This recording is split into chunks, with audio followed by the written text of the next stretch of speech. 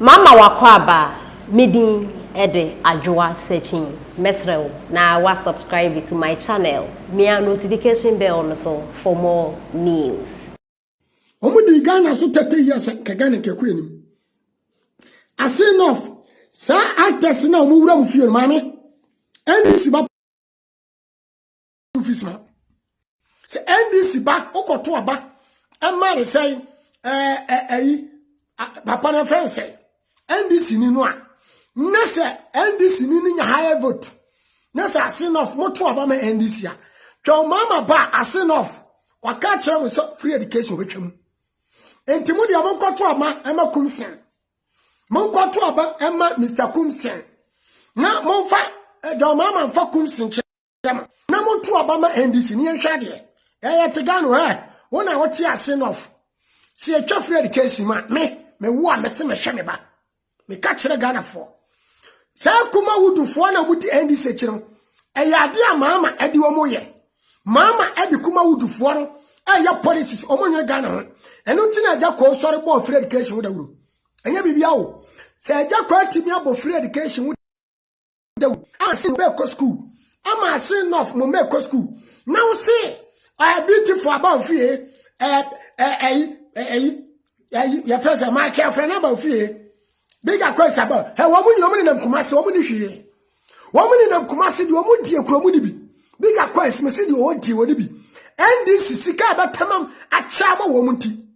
Sika ba cha ma ma ke Afrane munti. Eno mudi a kire. Me ka kire wo na wo ye che sika ma kuma wo stars. Christiana wudi. Big Akwess boy siki. Ani o ma bra wo Ghana mu no. Polit movie mu no. No ma be wura politics mu. Na do mama betin tam Ghana ska cha mu. Na oba tra fie dia mo timi a. Mo koto oba ne hwe. We are all watching Assin of. Say Assin of for Machimi. Na mo nwene. Na mo bato aba ma NDC. Na mama we mo na mu fie.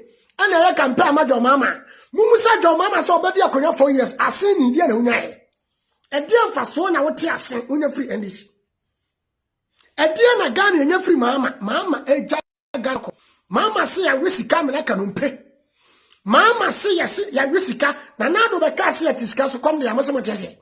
Mama ko school ya de Ghana sika ene tua mama school fees obi si free education ya papa na maame busa me se wote Assin hono se wo ko school free a ya de Ghana sika hwe wa busa no papa wo tie me Assin fo ahemfo e mo musa se mo nananom se ya de Ghana sika na hwe mo nananom school a mo ka kire me enti mu a mo di Big Akwess we mo na mo the bia ntro na da nye twa ntro che Assin for say MPP abamba gigatum na onu NDC anya tum yeto na NDC for ka che say Ghana beto galamsey akoso Ghana nyina NDC na na hyeche NDC na de China for be go Ghana e ma galamsey asa Ghana nyapa de Ghana nsuo e de na NDC twene e ma Ghana ho e de campaign na sa kuma wu stars bi e frɛ no Big Akwess your friend I say my Afrane emo ya eba boawo a wo ka kire onu se bebo eja ko at least wo ba wonya message ka eja ko wonya message ka nti sa wo Assin na akoto aba ma NDC o ma bofo party a me mpesa me kra kra be bodin se eye party a me kra enkodi akire NDC me yo yeni ba NDC ba ma Ghana bro Ghana enye ye nyina Ghana enkoso nyina ye NDC to Assin of now see one do mama wo fie and na de do mama wura fiem one do mama wo fie one Big Akwess wo fie one Christiana wo ni coasters bi e wo fie ka kire say wonu ni nti koto aba ma NDC a Assin of ene kam ho onwa papa Assin of ene kam ho onwa enti mi nyama mo Assin of mu share video we mane na ma wusa NGTV twa they say Big Akwess mo ne nane na mfiam your friends say my Afrane kuma wudum fi efi ni pa wo kuma wudum efi wo pefi kuma wudum fi ni pa my Afrane we etina kwese okostand MP ama NDC Miss NDC unhu ni petitri wo wono my Afrane efi we see ento abama no me MP Awurade Nyankopɔn. Moncha nkofo bi adi kuma wu ayi edomama ene ani sechi. Won ni party through. So I celebrate kro onye ni party through. Wo twa movie kro onye ni party through. Ekwamu di ewomu, womu ekwamu di womu. Ekwamu na di womu, womu twa kuma wudu no, womu anya hwe. NDC yusu sa celebrate no ene e campaign. Ena Jako odwire mu nti. Jako adwire hiafo nti. Jako odwire Ghana for ma nti. Ena wase dabi mentina ho Kofia du Jako manko school wa Ghana. Ya du mekani asem ka kire ho. Ya du mekani okromia. Mo de wote Ghana mo nkani a. Ene ya suso janeta no. Kani akọ me some touch. Ya du mekani enti sa wote Assin na so kokwe sa kuma wudufo we so. Ene ka mo ni Jako achi. Na Jako be ma mo manko school. Jako nsama woka eya ade abebo Ghana da achi.